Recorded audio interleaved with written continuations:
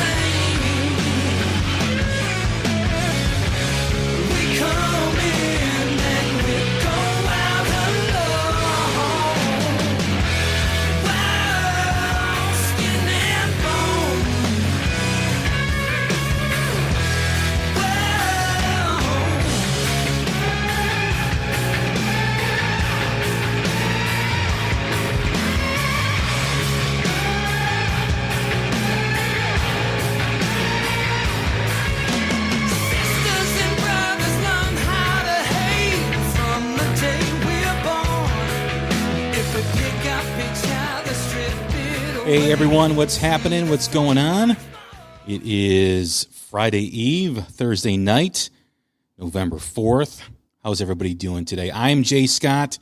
This is The Hook Rocks, the ultimate rock community podcast. Thanks for tuning in once again. We are part of the Pantheon Podcast Network, a great family of music-related podcasts, great platform, some great podcasts for you to check out. Check them out at pantheonpodcast.com. Follow them on Twitter at Pantheon Pods, and check them out on Facebook and search them up, Pantheon Podcast as well. You can follow us on every streaming platform, Amazon, Spotify, Outcast, Castbox, you name it, Apple, we're on it. We're there for you. Listen to all the old and the new episodes of The Hook Rocks. We just dropped our 300th episode the other day with Carrie Stevens. Great guest, great friend of the show. Always enjoy having Carrie on. She's such a honest and just a good soul. We have developed a nice friendship over the past year. Our conversations last longer than the interviews. We tend to talk for a few hours after. And she's, I consider her a good friend, and continued success for her on the Monsters of Rock. It's a perfect fit for her. I'm glad she's doing it. She's got some stuff happening. Check out the interview. She talks all about it. We talk some music news like David Lee Roth. We talk about the upcoming Eric Carr documentary, which she has a hand in producing. So please check that out. Also, listen to some of our latest new music spotlights with Classless Act, Bourbon House, The Warning, Travis McCready from Bishop Gunn, and many more. We've got more coming up as well. And yeah, we're almost at the end of the year. So it is Christmas shopping time. I think pumpkin season or pumpkin spice season is officially over. So thank God that's gone. But yeah, it's a manufactured season, as I like to call it. But yeah, we've got a great show for you today. My next guest was born and raised in the northern neighbor of Illinois, about maybe half hour from me, 40 minutes from me, and in a place where I saw a lot of concerts as a kid. And unfortunately, they don't have a lot of gigs there anymore, which is really disappointment because Alpine Valley used to be a great place to hang out all day, tailgate in the parking lot in the morning, and then go see a rock and roll show at night. And a lot of the time I spent watching concerts in my youth was at that place. And that is East Troy, Wisconsin. He's now living in Music City, and I'd like to welcome in the legendary guitar player, James Nichols. What's going on, man? How are you? Hey, brother. Thank you so much for having me. I am doing awesome, man. Excited to talk to you today. Yeah, man. Great to talk with you, too. How are you feeling? How's the arm? You know what? It's great. I'm so lucky, man, because, you know, when a guitar player breaks their arm, that's never a good thing. And I was a little nervous there at first, but I'm so thankful that, man, I just screwed up the bone. There's nothing with, like, the muscles or the ligaments or tendons. So to be honest, man, I'm already playing guitar. I'm feeling great. And they said within about a few weeks, I'll be ready to get back with the band, start rehearsing. So I'm pumped. Yeah, I was planning on going to see that show with you guys in the Georgia Thunderbolts up in Braidwood, Illinois last Saturday. And got the news, and I was like, oh, man, no way. So looking forward to you guys rescheduling and seeing you guys there at that place. Absolutely. You know, this is the first time in my life I've ever had to take like a personal like cancellation for shows. And I felt so bad. I actually asked the doctor, I was like, man, can you just sling me up so I can continue to play? And he's like, man, you got to take a break on this. So yes, we will absolutely reschedule that for early spring of this next year, man. And honestly, I just can't wait to be back already. I know it's only been like legit a week since it happened, but I'm already pumped to get back. Well, that's awesome, man. Glad it wasn't too serious, and hopefully you heal up soon and you're back on the road making great music. Your new EP is fantastic too, and it's one of the reasons why I wanted to have you on is because of that, because the EP that you released, I think it was last month or I think the last part of September, came out, and it was just great.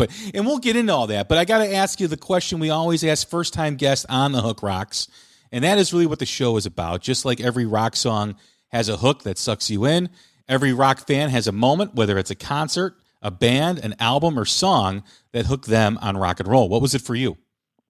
Oh, geez. That's an easy one for me because I remember being a kid and hearing Black Sabbath, Electric Funeral. As funny as that is, Deep Cut Off Paranoid, right? I remember hearing that song and I heard the guitar part and I started to hum along with it. And I was like, oh yeah. And that was the first riff when I did get a guitar that I learned how to play by ear. And I would have to say like, that was the hook for me. And it's funny because like that riff, it's only a few notes, but man, it still resonates with me. And I get excited when I hear it today. So I'd have to say that early Black Sabbath. Where did it go from there? I mean, when did it become, obviously that was the first riff that you played on guitar by ear, but what were some other influences for you? Oh man. Well, growing up, my parents, they listened to really awesome stuff, like everything from like, Bob Dylan to the Allman Brothers to Elvis to the old school country stuff. So from when I was young, I already loved music. I just never pictured that I was actually going to play. But really what ended up happening, and I got to tell this story because I always say this, I wanted to be a drummer. I wanted to play the drums. And I remember all my friends were getting guitars and I was like, oh, man, everybody plays the guitar. Let me be the drummer. And I ended up, my brother's friend, he had a drum set and he let me borrow it. I remember my dad came home from work and I was in the basement trying to play the drums. And it was the only time in my life my dad literally said to me, this isn't happening. Like there was no wiggle room. He said, if you want to play music, you can try something else. You can try a bass. You can try an electric guitar, an acoustic guitar. He goes, but I can't come home from work and listen to you pound on the drums. So that was born. And you know what's funny? When I picked up the guitar and going back to that Black Sabbath riff, when I played that and I figured that out, it was like something inside me got ignited. Like I got really, really excited. It was almost like I was discovering something that I never knew before. Kind of like a kid probably with a video game. It was like, oh my God, I could do this. I can play. And then I just went crazy. You know, I was a big classic rock kid. So I remember listening, and I was in Wisconsin, but I would listen to WKLH. I would even listen to The Drive. I think it was 97.1. I'm sure you get that down by you. Yeah. But when I was a kid, I'd be listening to this stuff with my guitar, trying to figure out the riffs of the songs. And man, once I started playing, I couldn't stop. All I wanted to do. Was the goal all to be on stage when you started playing? I mean, when did that when did that urge to be up there performing for people? When did that happen? Was that immediate with you playing? So check this out. So actually, I was in my bedroom. I'd never had an idea of ever playing on stage or performing or anything like that. And my mom actually came in and she said, you should start playing with real musicians. And I said to her, yeah, okay, that'd be great. I'm 15 years old. Like, I don't know what you're talking about. And she said, there's a thing that happens on Sundays at a club near where I grew up. It's called a blues jam. And she took me to this blues jam, and I said, I'm not getting on stage because I was so nervous. Well, I ended up getting on stage. Like, they got me up there, and that would have been probably about 2 months after I'd started playing the guitar. And I'll tell you what, it was that same feeling again. It was like this immediate, I remember how nervous and scared I was, but at the end of the experience, I was so excited. And then that sparked that whole other side of this where I was like, oh man, I want to be on stage. So then, of course, like most, I started doing the Battle of the Bands and the talent shows and stuff like that through school. And that, playing with real musicians when I was 15 early on, that really sparked that. And it was a thrill that I'd never had before.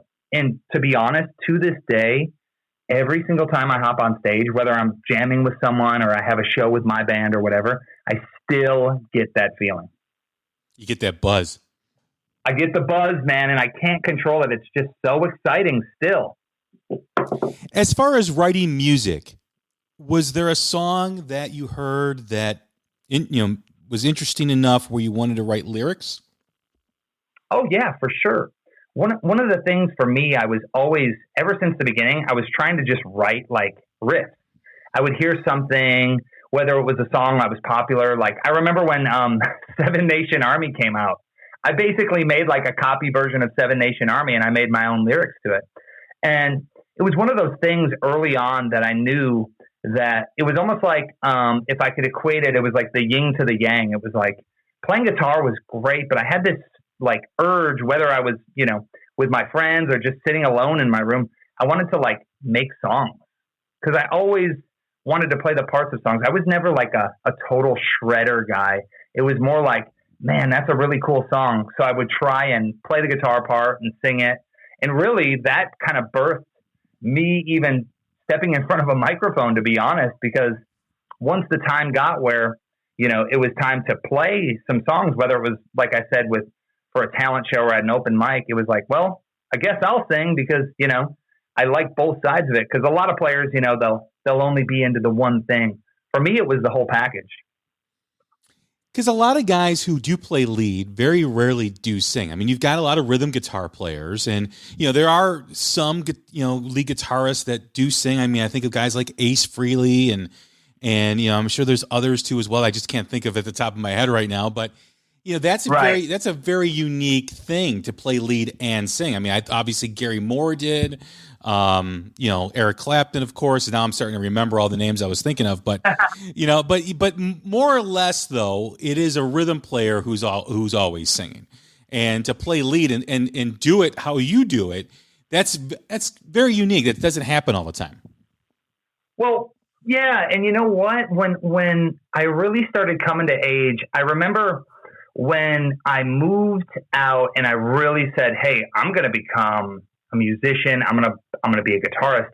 I actually moved to California when I was 21 in hopes and dreams from Wisconsin to play music. And I remember when I first got into a room with a bass player and a drummer, I was already so into, I always equate it to like the Guitar Heroes.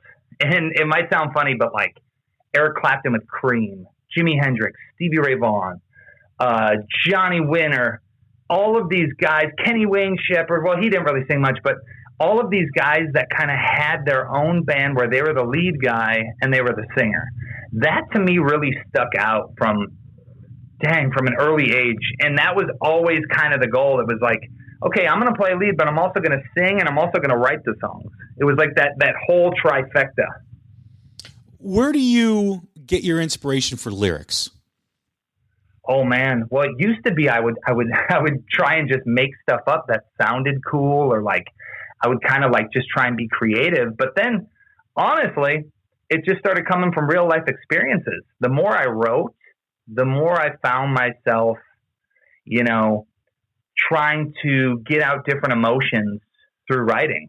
And that was especially, with the new stuff, moving into going from like a touring aspect where I was always on the road, to 2020 when I was at home, just, simply writing songs like the rest of the world, just trying to see what was happening. It was like I was able to start channeling my emotions through the music. And now when I write, I just totally try and turn my brain off. I totally just try and be in the moment. And whether it's something that I'm going through, whether it's something that I heard about someone going through, whatever it is, I just try and channel it and I try and be honest.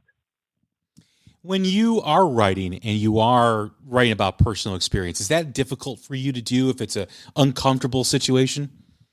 Oh yeah. There was a few tunes that I wrote last December. My dad passed away and I started to write about it. And man, that was the first time in my life. And that's going to be some stuff that's going to come out soon. But it was really, I felt like I was kind of, showing a part of myself that I never had. And it was hard. It was almost hard to sing. It's one thing, I always say too, it's one thing when you're sitting in a room and let's say you write something or you write a guitar riff or you write a chorus or whatever it is, and you're there alone. But then it's a whole other thing when people are around you, but you still feel those same emotions you felt in that room. So yeah, there's a lot of stuff that I've written as of lately too, that it's just a lot deeper. And I'm trying to, it's like when people speak at a funeral or when they have to speak at certain events, it's like, that's how I feel with some of these songs. They're really that emotional and meaningful to me. Is there ever a moment where you got to stop because it's just not, the timing doesn't work for something you're writing about, and maybe you come back to it, maybe down the road because maybe it's too soon, maybe it's too uncomfortable? How do you manage that if that does occur? Yeah, no, that has definitely happened. It's happened on every level with that kind of thing. There's been songs that I've written that, as simple as it's just not lining up yet, or like it's not, like maybe my head isn't there. Like I'm not emotionally, or I'm just not physically ready to like play it. There's some stuff that I've written that I've gotten out like emotionally, but I haven't put it into song yet. And sometimes, like most people that write music or that play, you'll be working on something, and I'm telling you, there's some ideas that I have that are like, shoot, now they're like a year old, and I'm still processing them and still trying to get them out and feel the way that I think they need to feel. Because, music, as easy as it is to get up there and just tear it up and shred it up, sometimes when you're writing and you're in that kind of headspace, it can take a long time to figure out how to say what you're feeling. And yeah, there's a lot of stuff I'm working on right now, every day, that I kind of look at and I'll say, okay, where am I at on this? How does this feel? It's almost like I have to check in. It's a really interesting thing, man. Your last full-length album, Black Magic, was released in 2018. I absolutely freaking love that album. And Nails in the Coffin was a single after that, as was Threw Me to the Wolves. And now you released Shadow Dancer, an EP. And like I said to you before we started the conversation, it absolutely jams. It absolutely rocks. What was the thought process going from a full-length album in 2018 to releasing a couple singles to now an EP?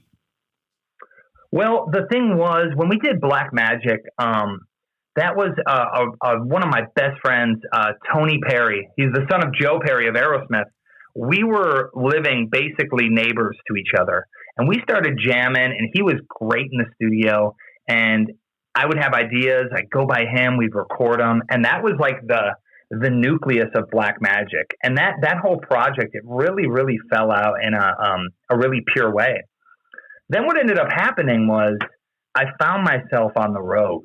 And it wasn't like I was on a tour and then a break and a tour and a break.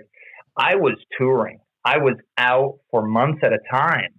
So I was out there playing all these songs off Black Magic, previous things I'd done. And then it came to the point where all of a sudden, like, I felt like a year went by. And I was like, oh, man, I need to put some more music out. So what really ended up happening was a few friends of mine, Ian Scott and Mark Jackson in Los Angeles, they wanted to write some songs. And I was like, yeah, absolutely, let's write some songs. And at that point, my friend Tony, he moved on to greener pastures. He's like a big dude at Spotify now, which is so crazy. And I wrote with these two guys, and Mark and Ian, and we wrote both of those songs, Nails in the Coffin and Threw Me to the Wolves. And, you know, it was kind of interesting because I recorded Nails in the Coffin with them. And if you listen to that song, it's kind of a left turn from Black Magic, but I think it's a really cool kind of vibe of a song. And then moving forward to Threw Me to the Wolves, that song, we ended up putting that out right as 2020 was upon us. We were heading out for our first ever headline European tour, and we were so excited. And I'll never forget, man, literally, we put out Threw Me to the Wolves. I was on the BBC radio playing and singing it and doing interviews and stuff. And 3 days later, the world shut down. So that was a really kind of a interesting way to open that song and then have it kind of just exist over the COVID period. Moving forward, though, you know, I never stopped writing. So I was just in that mindset. And I had this opportunity with this new label, Black Hill, out of Nashville. And the first thing that they wanted to do was cut an EP. And I was absolutely for it. I mean, right now I'm sitting on probably 30 tunes that I've written. You know, every day I write. And it was kind of cool because now with this EP, it's like a nice taste of what's to come and kind of where my headspace has been at. And brother, the best part about this EP, besides the vocal, we tracked it live. This is a trio in a room playing these songs. This is the dinner menu for the live show that's about to come.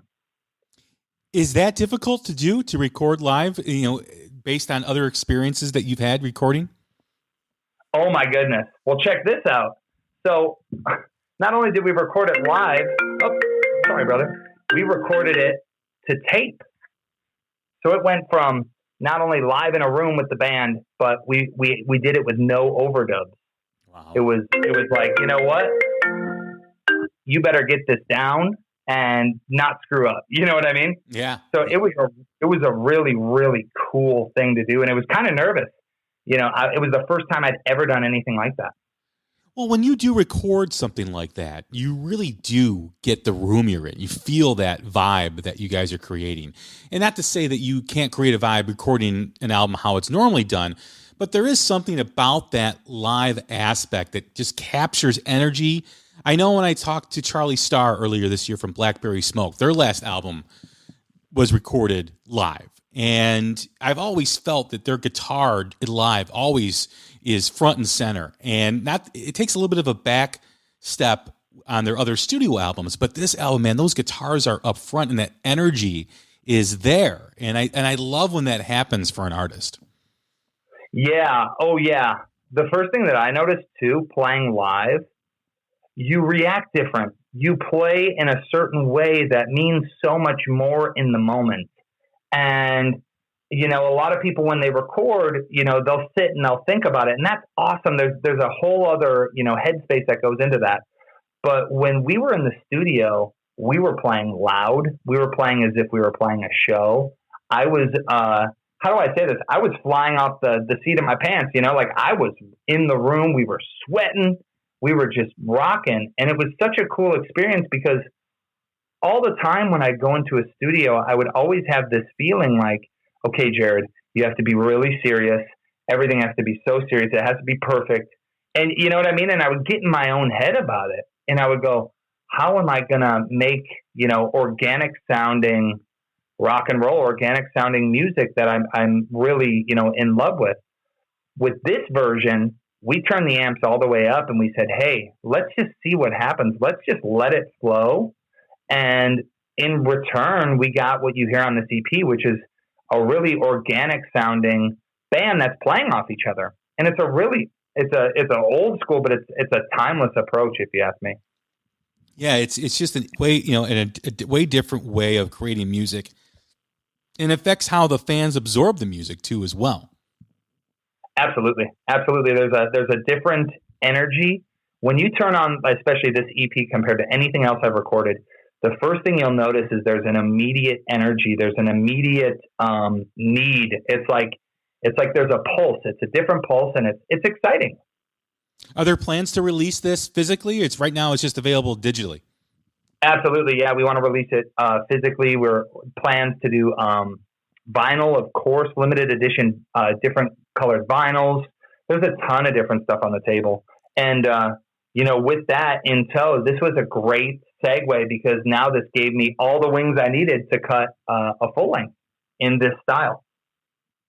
I will tell you this, limited edition vinyl will be a statement on my bankruptcy docket because it is so addicting. Like when someone releases a vinyl limited edition, the color schemes and all that stuff, it's like, ooh, that looks interesting. Ooh, I got to get that. I got to order that. And it's like, now there's this vinyl shortage and I'm still ordering things and I'm not going to get to like mid 2022. Oh, I know. I'm the same way. I swear. If I go to a show, this has been since I was a kid. I was that kid at Goodwill sifting through vinyls for, 50 cents or $1, to now when I go to a show, I go, do they have any vinyl? Do they have anything like tour, like a tour limited edition? Anything. I'm a sucker for vinyl. It's crazy. Discogs is going to be the end of me. It will be the absolute end of me. I mean, I go on there and then like 2 hours later, I'm like, oh my God, how long have I been on here? How much money have I spent? I'm like, how do I block this site from me? That's so funny, man. It's so good. So we talked earlier too about your move to Nashville. You're born and raised in Wisconsin. You made the move out to LA, trying to do what every rock musician does in the Midwest. Go to California because that's where you got to go. And then everybody goes, oh, well, let's go to Nashville because that's where Music City is. What was that journey like for you? Oh, it was crazy. I was so obsessed with playing music and trying to be a musician. By the time I was 18, 19, 20, I was playing guitar and playing music. Any gig I could take, playing guitar 12 hours a day. I was already obsessed. And I remember I had a really good heart-to-heart with my parents, and they said, well, listen, if you want to be a real musician or a professional musician, Wisconsin isn't the best place to try and reap those benefits. And I remember it was my mom. She literally said, you got to go to a bigger city and see what you see. Because if you don't, you'll always wonder what would have happened. So I remember I saved all my pennies. I was doing landscaping, teaching guitar lessons, doing gigs. And I saved everything to move to Hollywood. And I landed in Hollywood. I was 21 years old. It was the end of 2010. And, man, I was like the kid in the movie. Literally got off the bus. And it was like, welcome to Hollywood. And I was like, okay, where am I? Now what? How do I figure this out? What did that support mean to you that you had with your parents? Oh, it was everything. I couldn't have done any of this without them. And I'm not saying that from like a financial way, because once I got to LA, they said, all right, you can figure it out. But like, it was one of those where, my parents, they basically said, hey, if you love doing it, you can do it. we're not going to push you in any direction, but we will support you. And just to have them like kind of have my back and to assure me like, yeah, go do it, go try it. It was a really, it was like a liberating feeling. And I owe them so much to, because I had a lot of friends that didn't have that kind of support. Their parents would think, oh, music, oh, it's bad. Like they'd associate music with all these other things. Whereas thankfully, my folks, they would just said, you know what, Jared, if you want to go try it, you're the one that's got to do it. We can't do it for you. No one else is going to do it. So sink or swim, dude. It was a great, great energy that I got from them. In those early days in LA, you mentioned you played wherever you could find a gig. What was that experience? I mean, you don't live too much, you didn't grow up too much, farther from where I live across the border. Right. Going into that environment, I've been to California several times. I got family out there. It really is tough to do. And you go in there and you got the open big eyes and you're trying to figure it out. How was that? How were those first days, the struggle that you had in order to get to a level where you needed to get to? Oh my gosh. It was so tough, man. I didn't know anyone. I didn't, a lot of people will go out there and say, oh, my uncle has a friend or this guy or this gal. I didn't have anybody that I knew in the industry or anything. And I remember the first few weeks of living in Hollywood, I would wake up at like 7 a.m., start playing guitar, like just start looking around. And, like in 2010, I had a computer, so I would go to like the library and I'd try and find where people were playing. I'd get like the LA Weekly to see if there was gigs. And then I remember, and I swear, I would just walk down Hollywood Boulevard and see if I could hear music. And I would wait and try and, walk up and down the street and see if anyone was playing. It was that, I was that guy. I was just like, man, I was determined. I'd go hang out at the guitar stores. And that's truly where I got my first break. Was about 2 months into living in Los Angeles. I saw a flyer for a contest. It was called the Les Paul Tribute. Basically, you could send in a little demo tape of yourself playing, and they were going to have a contest. 30 guitarists were going to fight for a brand new Gibson Les Paul, featuring Guitar Player magazine, a year's supply of strings. And I remember when I saw that, I said, okay, here's my chance. And I really, really put my head together and I sent in a tape. I got accepted. I went to the event as nervous and freaked out as I was, and I won it. And that was the first time I'd ever, I ever had anything like that. And all of a sudden it was like, I met some people, and that's all it took for me, man. The window opened up a little bit and I just lifted it up and went right through it. Have you always been a Gibson guy? Oh man. Well, in the beginning, to be honest, like my first serious heroes besides like Jimmy Page and Tony Iommi, I love Stevie Ray and Hendrix. So, in the beginning, I was trying all different styles of guitars, just because I didn't know. But, growing up where I did grow up and loving the music like I did, man, the Les Paul, Gibson Les Paul, that was, to me, like the perfect guitar.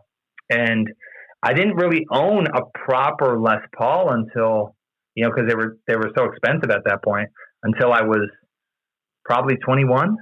That's when I got my first real one.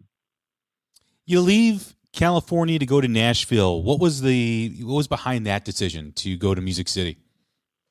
Well, truly, at that point I'd started touring a lot, and living in California and Los Angeles was so expensive. It was to the point where I wasn't even really there, and I was paying for a place.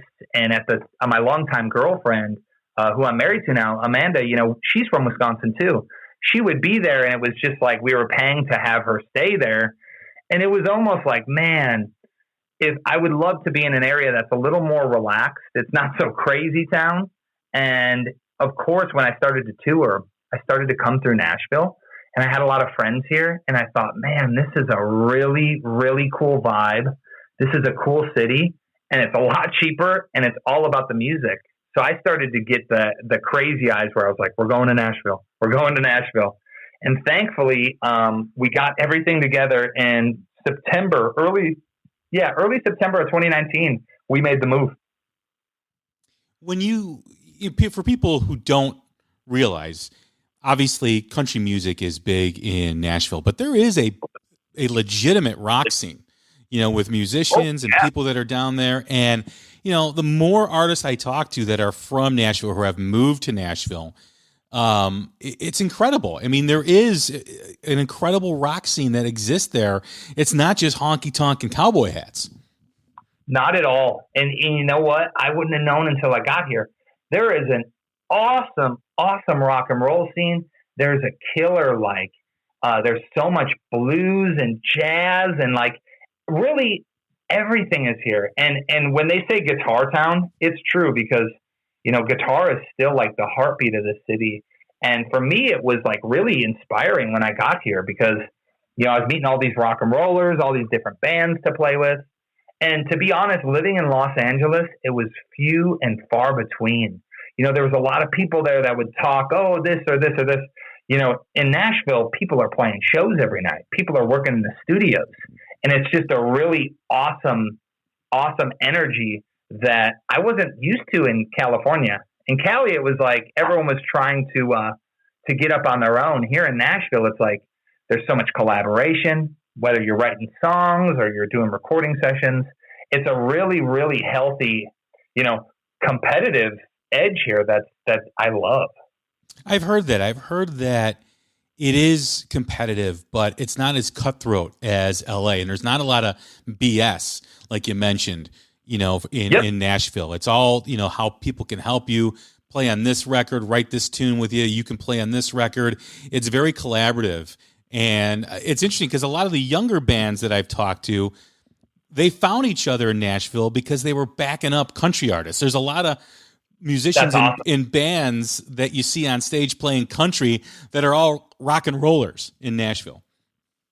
Yeah, absolutely. And the cool part about Nashville, and maybe this is me just being more competitive than I should, when people say, oh, I'm a player, or I do this, or I do that, it's not one of those things where they can just say it. It's you got to be able to back it up here. So it's kind of a really healthy competition where it's I can go out and I can watch this band and it's you can meet players that are in the same vein and the same caliber. And it's just a really cool thing because what I found in Los Angeles, there's a lot of smoke and mirrors. And that's okay if that's the way you want to roll. But in Nashville, it's almost no, you got to be able to play and you got to be cool because it's not the biggest town. So, you just gotta be a good person. You gotta be able to play your butt off. It's awesome. When you look at the differences between touring overseas and in the U.S., obviously, or from what I see, I should say, is the audiences in the UK and Europe are a lot more accepting of new rock than the audiences are here in the U.S. What do you say to that? What are your feelings on that? I couldn't agree more, man. I couldn't agree more. The biggest thing I noticed in the UK and in mainland Europe, there's still a serious appreciation for American music. There's still a serious appreciation for guitar-based music, rock and roll, blues. I'll never forget the first time that we went to Europe. We got booked on this kind of it was an all-inclusive tour, basically. It was, you got the van, you got the driver, you got the gear, you got the shows.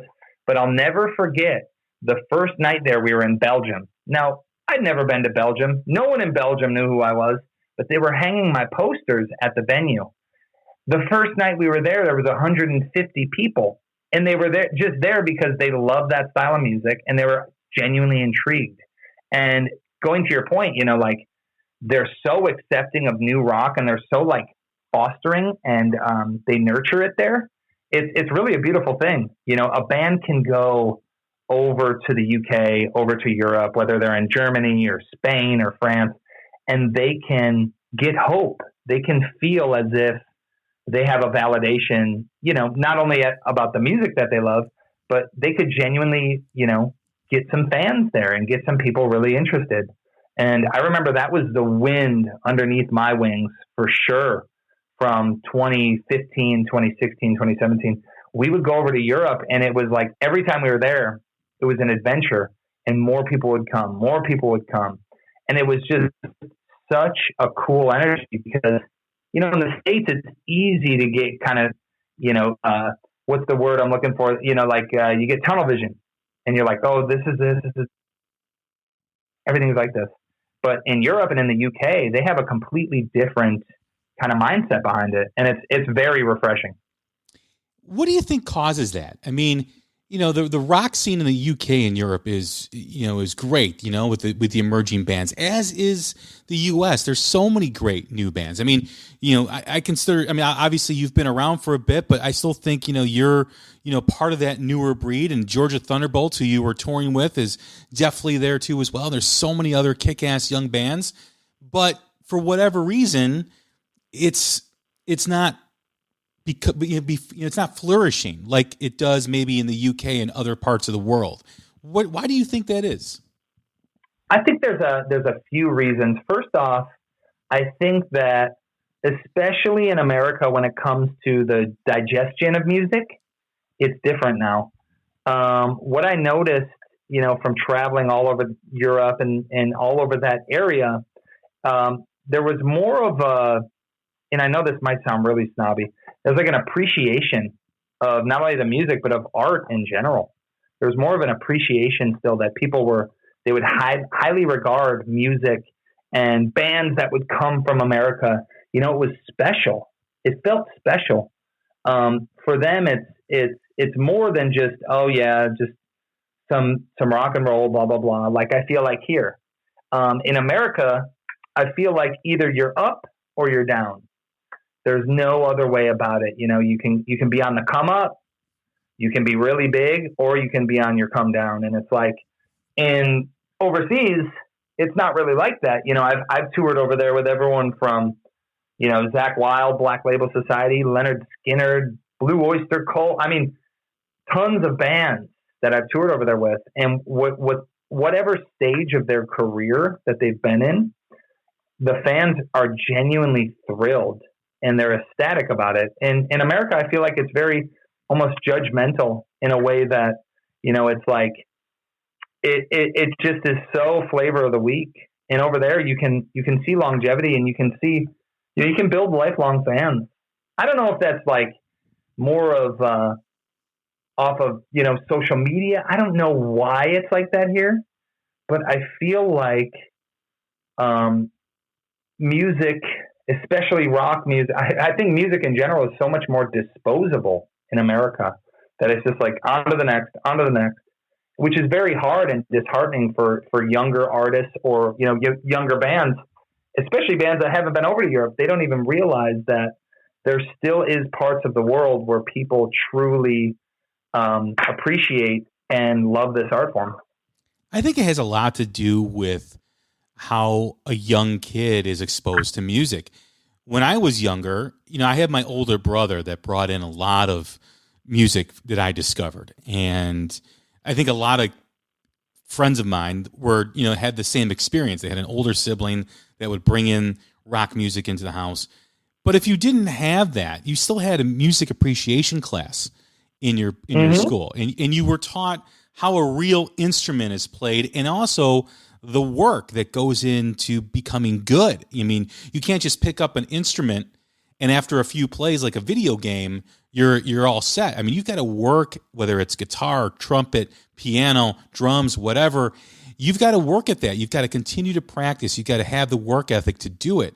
And I think when that goes away, if you don't have someone in your house, you don't respect the work. You don't respect the music. And that's why I think so much stuff has gone digital, and the popularity of digital music with, you hear pop music and sampled beats and sampled stuff is because they don't know how music used to be created with real instruments. They think that this is normal. I mean, when you ask a younger kid about sampled music, they considered sampled music an instrument.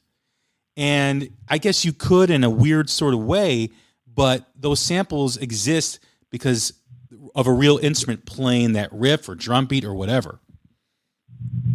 Absolutely. And yeah, yet again, it goes to the point, like you said, where it's like learning how to play an instrument and understanding the time that goes into that.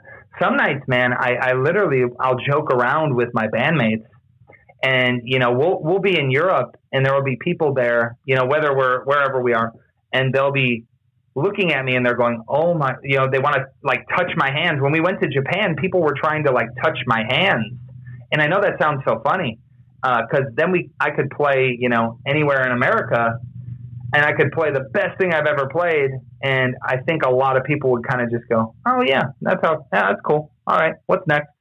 It's the appreciation, like you said, and just kind of the upbringing, especially as of late, that has really changed that for us. Yeah, it's just interesting to see how, because I have a 16-year-old kid that I talk a lot about on this show. And I still remember the moment I had to make a decision when he got in the car and he starts singing Poker Face by Lady Gaga. And I turn around and I go, hey, what are you singing? He was like 3 or 4. He goes, oh, I'm singing Poker Face by Lady Gaga. And I turned around and I go, well, I have to begin my work now. I have to raise him correctly, you know? And then I didn't like sit him down and say, you must listen to this, but I just had rock music playing in the car and in the house. So he was always listening to it. To his, you know, when he got older, I think I took him to his first concert when he was 5. I took him to see Butch Walker in Kentucky. And, wow. You know, and I've taken him so many shows, but, you know, it kept building every year. And now he's playing guitar and all that stuff. But it wasn't like, you know, you must listen to this. It was just casually just, hey, this is, you know, we're in the car, we're driving somewhere, and we got Van Halen on, or we got Ozzy Osbourne on, or whatever it was. And like I said to you earlier, you know, if someone's not exposing a kid today to that, they think that the music they hear, that pop music, you know, they think that that's real music. That's really, you know, and it's pretty much artificial in most cases. Absolutely. And also, you know, the technology behind it now and the way that so much music is created. And I don't want to be that guy that's sitting here going, oh, everything's easy and technology took over. Well, you know, it's one of those things where when someone listens to Shadow Dancer and you say, yeah, this is 3 musicians in a room all playing and communicating with each other over this song on their instruments, you know, in the moment. I don't know if that really means much if you can go on a computer and you could sample or create a track, you know, in 10 minutes. If you know, if many would even be able to tell the difference, not artistically, but just in general, or if they care. So it's a really weird thing, man. You know, it's a really weird thing, and it's hard too because a lot of people now will associate rock and roll and they'll associate guitar or anything, you know, all this stuff that we're preaching about and we love, they'll associate it with older generations. And then you're just like on a slippery slope where it's like, well, it's not even about what generation, it's still about what it takes to make that music and, you know, especially to play an instrument. So it's weird, man. I must say. What are your plans? I mean, after you heal up, I mean, you got to finish the tour. Or are you going to be back on the Blackstone Cherry Show? What's next for you? Well, I'll tell you what. Next plans. I'm going to heal up. I got some like one-off shows. We're doing some really some fun stuff. I'm doing a show for one of my really good friends, Chris Jericho, the wrestler. It's his birthday, so I'm going to play at his birthday party. We're doing some fun one-off stuff, and then we're just kind of gearing up. Our eyes are honestly set. Late January and above, we're going to obviously honor those dates of my headline shows. I would obviously love to go back out. We're in talks with Blackstone Cherry and a few other acts about getting back on the road early 22. Basically next year, my mission is to be on the road as much as possible. You know, the arm thing, it's a little hiccup in the road, but it'll be fine. And thankfully, truly, it's over kind of the holiday season. I'll be able to mend and rebound off this, but 22, release that record and really just keep pushing. And man, I just want to get back on the road and travel. And I really hope that I can start to make it back overseas. We had Australia on the books. Hopefully, you know, we'll be able, everything permitting, to get over there. I just want to keep traveling. How about more music? Oh yeah, absolutely. You know, we've already are in talks about, you know, production and everything for a full length. So we got, let's put it this way. We got such a good response for the Shadow Dancer EP that we're pushing for a full length in the same attitude. So I'm pumped. That's awesome, man. I look forward to it. Well, Jared, thank you very much for doing the Hook Rocks. I appreciate it. Of course. It was a pleasure talking to you, man. And listen, I can't wait till either I come back to Braidwood. I want to get back out with the Thunderbolts. We can do a bunch of stuff. And hopefully we will be in your area and we can actually meet. That'd be awesome. That would be great, man. I know my 16-year-old son and 2 of his friends were coming with me, so I know they're stoked to see you too as well. Oh, man, it'll be here before we know it. And I appreciate you taking the time, man. And yeah, all the best. All right, everybody, that's Jared James Nichols. You can catch his new EP out now. It's called Shadow Dancer, and it is available on all streaming services. I'm Jay Scott. This is The Hook Rocks. We'll talk again soon. Take care of each other. Coming down till I'm bled. I'm your bag of bones, you left for dead. Hung on every word you said. I hung on every word you said. Freight trains coming in, only one way that this would end. Threw me to the wolves again. You threw me to the wolves again. Talk to my heart, darling. Let me in the dark, darling. Didn't give a damn, darling. Again. I never had a prayer, darling. Didn't even care, darling. Threw me to the wolves, darling. Again. Give me warmth, give me shelter. Oh, isn't that the way that things should be? Things should be. Could've let me down easy. Oh, but your claws ain't dug so deep. Dug so deep in me. Oh, should've known back then. Only one way that this would end. Threw me to the wolves again. You threw me to the wolves again. Talk to my heart, darling. Let me in the dark, darling. You didn't give a damn, darling. Again. Oh, I didn't have a prayer, darling. Didn't even care, darling. Threw me to the wolves, darling. Again. You threw me to the wolves. 300 Favorite Albums with James Campion. I don't think there's an album I know better front to back. I learned how to play guitar to a lot of these songs. If I could pick one record to hand someone and say this is what it feels like to be a woman, it would be this record. You know, the engineer that was recording the album for us was a novice engineer. He was really the janitor. First half of these sessions for the album were totally improvisatory in the sense that they went into the studio and just dealt with whatever happened. There was space that was left for these listeners to kind of discover it for themselves. That they would say, yeah, my parents listened to it, but I had to build my own relationship to it. Happiness, good living, peace, love, rock and roll. I just feel like this album is such a wonderful translation of that concept. People understood they were in a world historical moment, and it felt like it was going to last forever. In fact, the infinite spaces that they explored in The Giant Now is part of what made that explosion so huge.